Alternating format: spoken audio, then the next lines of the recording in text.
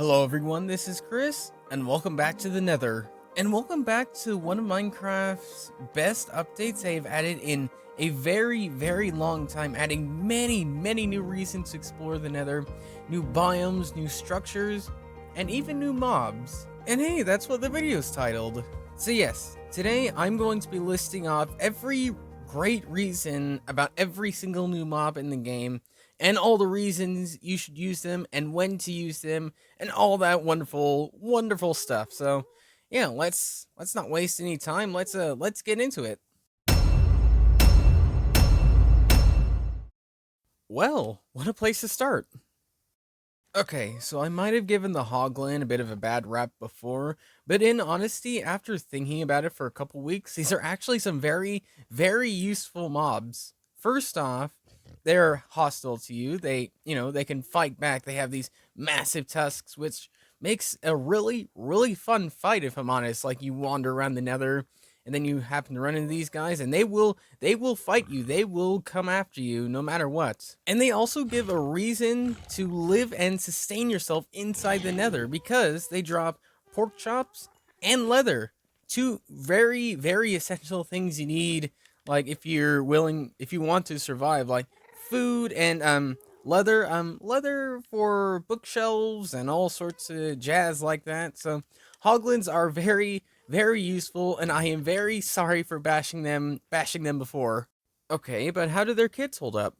Basically the same as the normal Hoglins, but they are a little bit more adorable. They don't have quite as much back hair, or spikes. I don't know, but they're really adorable. They're not quite as strong, and I don't know. I'm sorry I have to do this, but I don't know if they drop anything. Let's have a look. See if you will let me kill you. I am so sorry, and it was all for nothing. I am so sorry, little baby. You don't drop anything. Let's try to not think about that and just maybe move on. Yeah.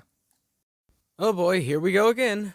So I mentioned time and again already in that previous video that like Zoglins are really awesome mobs. Like oh normal Zoglins, they fight everything inside. They don't care what it is apart from creepers.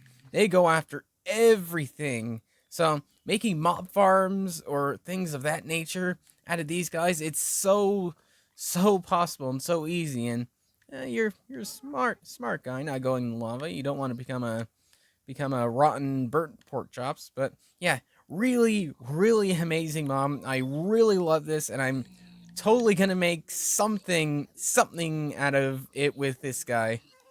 And like with the baby Hoglins, how do the kids hold up?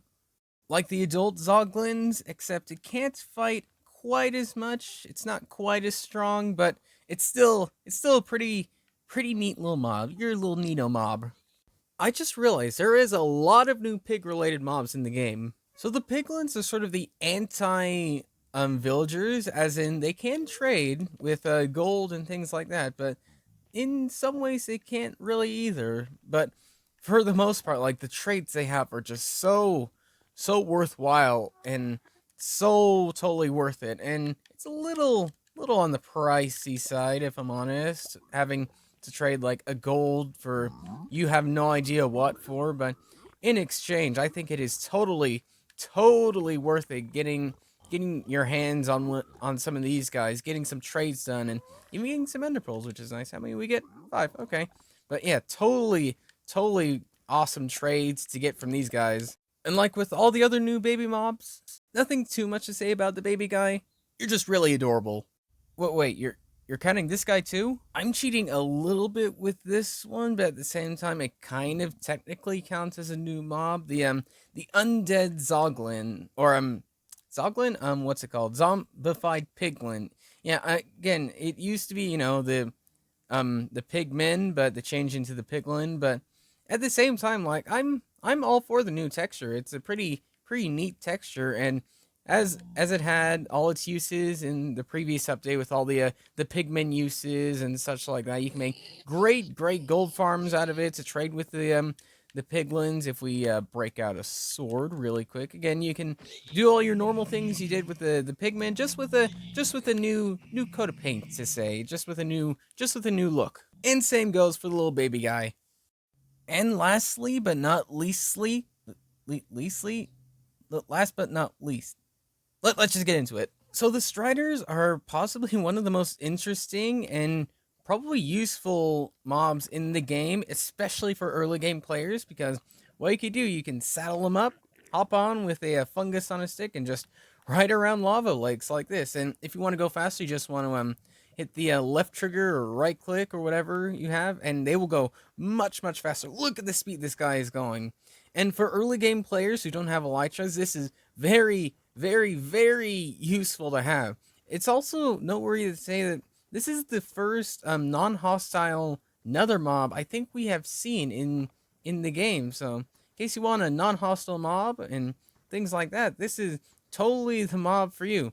And also, it's pretty useful when it comes to its drops, because why are we getting baby ones?